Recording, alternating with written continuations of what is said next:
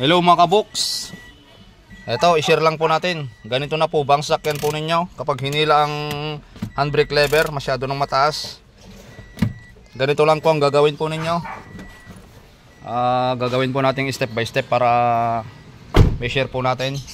Papakita ko po sa inyo mga sir. Yan, tinanggal natin ang gulong. Siyempre naglagay po tayo ng jack stand dyan for safety. Okay, kukuha lang po ako ng gamit at sisimulan na natin. Ito lang gagawin po ninyo pagka baba po nyo ng handbrake, dahil siyempre dumikit yan, pupukin nyo lang yan. Okay, yun, hilahin nyo lang, tsambahan natin, hindi makapit. Yun o, mga dumi o. Okay, lilinisan natin yan. Kuha akong panlinis.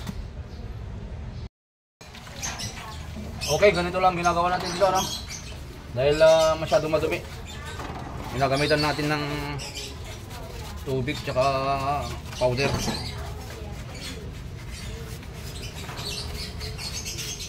Para matanggal yung mga naipon pong mga dumi dyan mga kabuks.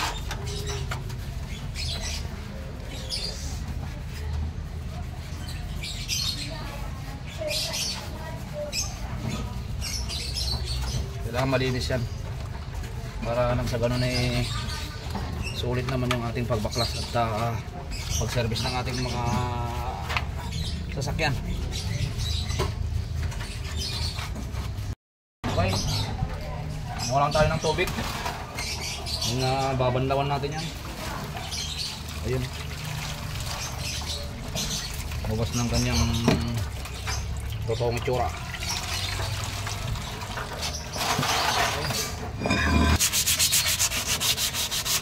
Yain ninyo yung pinaka-kanto nya.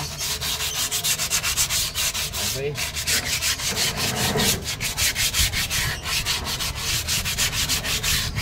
Okay. Siyempre itong brake drum kasama sa lilinisan yan mga kaboks.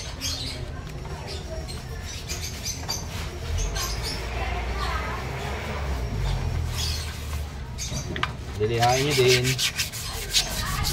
para matanggal yung mga kalawang. Yan o, yan o, tanggal kalawang, lilinis siya. Lalo na itong part na to, itong pinakabungad nya. Yan o, tanggalin yung mga kalawang yan, kasi kapag madumi yan, sasabit pagpasok.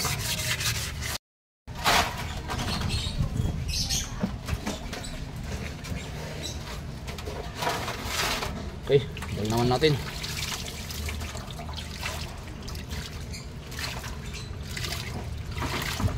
Yung yan o, linis. Tapos meron tayong gagawin dyan, may papainal tayong pang spray dyan. Sprayan natin. Okay, kuha tayo ng cleaner.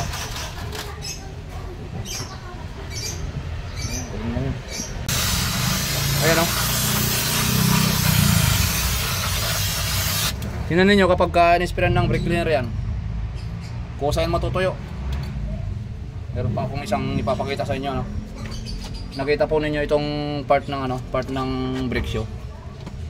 Itong likod na to. Yan.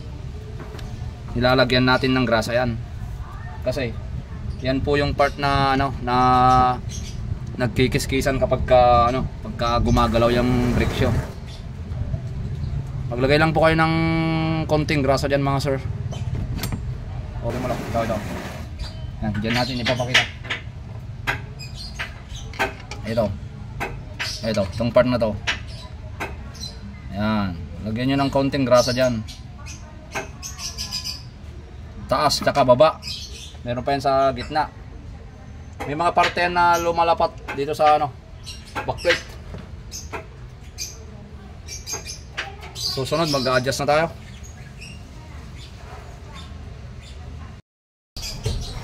Okay. Ito yung adjuster mga kabukso. Ito. Ayan o, tingnan nyo. Or pakinggan pagka pinapagalaw ko yan. Ayan o, lumalagitik. Lapit mo lo para marinig. Ayan o, lumalagitik. Yung thread dyan, ito, yung thread dito, Naglagay din ako ng ano dyan, grasa. Para hindi mag-stack up sa katagalan. So adjust natin. 4, 5, 6, 7, 8, 9, 10. Subukan mo natin 10. Kailangan tong brake drum. Pagkatapos po ninyong isprayhan ng cleaner, punasan nyo yan mga sir. Subok natin. 10, luwag pa. Dagdag po tayo.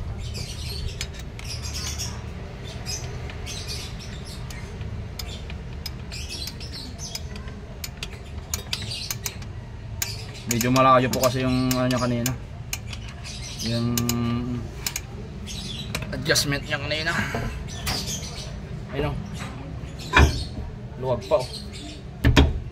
Pagka binubunot nyo yan, impakin nyo lang ganyan. Tanggal yan. Dahil bagong linis, madali pang bunutin yan mga sir. Kita mo adjuster lang. Yan o.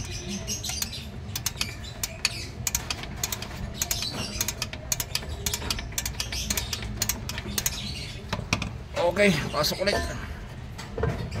Ayun, medyo maigpit na. Yan, kapag sa bungad ay maigpit ipasok, huwag nyo pong pilitin. Magbawas po kayo. Hilain nyo lang po ito, kasi ito yung nakadagan dyan. Pag magbabawas po kayo, hindi nyo maiikot yan kapag hindi nyo hinila tong lock. Pero pag nag-adjust po kayo, okay lang yan. Dahil magbabawas tayo, hilain natin tong ano, pinakalock nya.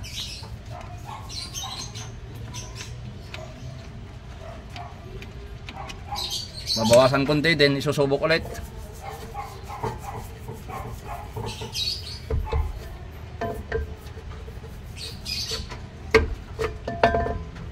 Pakiramdaman lang yan mga sir. Medyo sobra pa konti.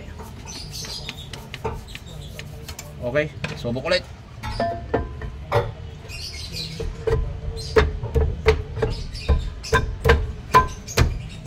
Yun. Ayan o. Mararamdaman nyo yan, medyo may konting sabit. Susunod, titingnan na natin yung lever kung okay na. Tingnan natin mga kaboks. Ayan o. Bilangin natin. 1, 2, 3, 4, 5. Pag pinilit mo 6. So bali kanina po kasi nakaganyan yan o. Mahigit 10 kanina mga kaboks. So ayan, okay na. Test drive na lang tayo. Lahat po ng mga ginagawa natin, tinetest drive natin para kahit papaano kung meron man ibang problema, ma-advise natin si customer. At meron pa akong isang ipapakita sa inyo, paabol lang.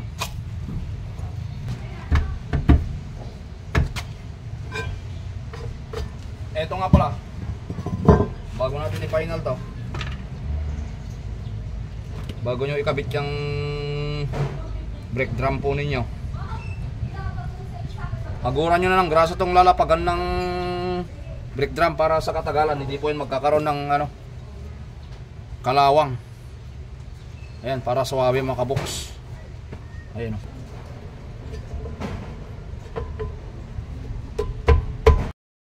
Okay mga kaboks, sana makatulong itong video natin, lalong lalo na sa mga mahilig pong mag DIY dyan. Maraming salamat po. Bye bye.